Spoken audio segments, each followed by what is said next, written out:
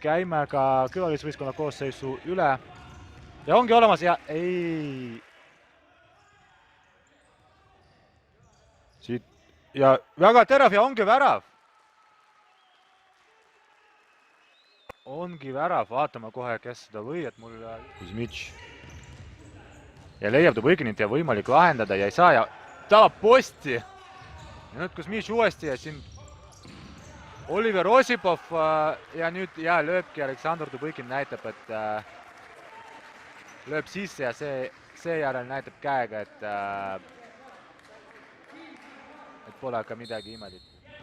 Proovib Sillamäed pressida, siin saadakse pressi alt välja, ma vaatan, et samamoodi Roman Kuzmic ja Dubõkin teise poole peale lööb ja lööbki sisse ja tundub, et see löök oli ise päris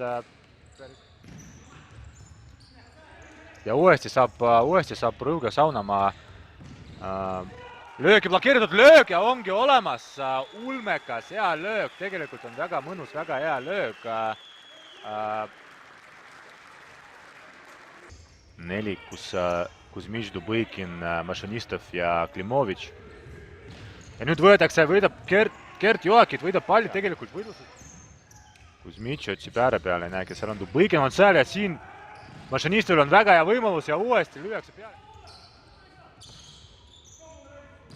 Pikal ette ja ongi olemas, jeppa! Siit läheb praegu huvitavaks. Keskele Kiš fikseerib palli, suhtus kohe ära ja nüüd viskab rünnakus ja ongi olemas, jeppa! 4-2, kes sa skoorid, vaatame kohe järgi siin selline, mida... Elainen Jätsätski jätab palli niimoodi, et kohe nopib seda ei saa haiget, aga vilistakse viga ja Dubõkin lööb ja ongi olemas sees, et selline esinurka ei ole kindel, kas Andrei Kiš nägi, et ei tundunud väga keeruline lööb olevat, aga see on uudis. Ja nüüd on 2-1 olukord ja postist halb uudis kas või sel põhjusel, et oli üks aktiivsemad ja lööb ja ongi olemas, jess!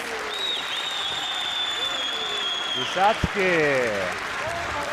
See oli juba rohkem Jakovile vahe, nüüd hakkab tõuseb kiiresti üles, paremal on Dubõkin on löögi alla ja ongi, ei ole võimalik.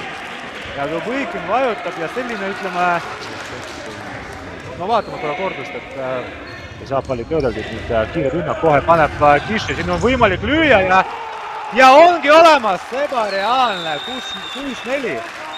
6-4 ja väike värava tähistus ka, aga ja ongi kõik, ongi olemas, et Rõuge Saunamaa teenib siin 3 punkti